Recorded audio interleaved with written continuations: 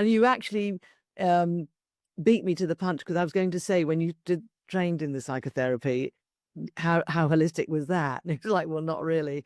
Uh, but nevertheless, he persevered.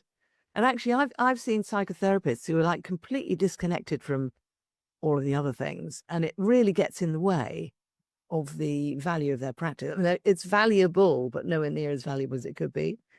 And equally, I- I've seen people who've worked with spirituality and yoga and so forth with no understanding about psychology, and some of them just, it's not as grounded as it could be.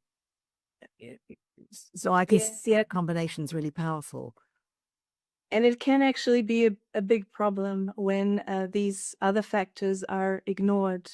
Something I find very important in someone's healing process is what I call shadow work and light work. Shadow work is what we naturally do in psychotherapy, looking into the issues, the traumas, the patterns, the unhealthy relationships, and all that, to see what.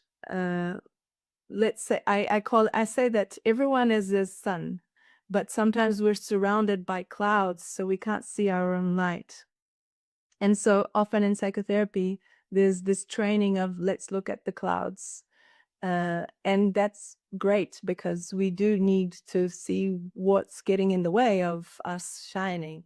However, that's the shadow work, but we also need the light work, meaning we need to know what that sun looks like. There's a level of guidance that's needed for the person to understand this is who I am. Like, I am an embodied soul who has a soul journey and came to this life with something to offer, and I have gifts that I'm not connected to and potential to awaken.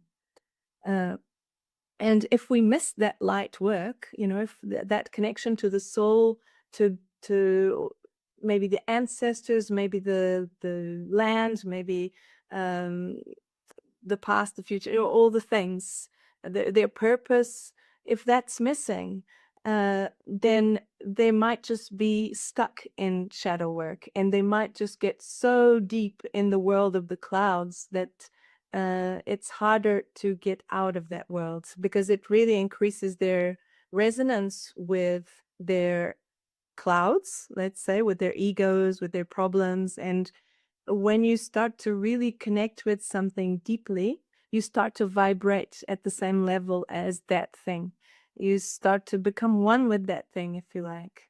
Um, and so if someone just focuses on their fear, or their anger, they start to create more and more connection with that anger. And that's a dangerous thing. Yes, we need to look at the patterns, but we also need to remember who we are, because we are much bigger than the patterns. And so for me, a healer, a psychotherapist, whatever you want to call it, needs to hold both, so that the person doesn't end up getting caught up in that world of shadows and forgetting more and more who they actually are. Yeah.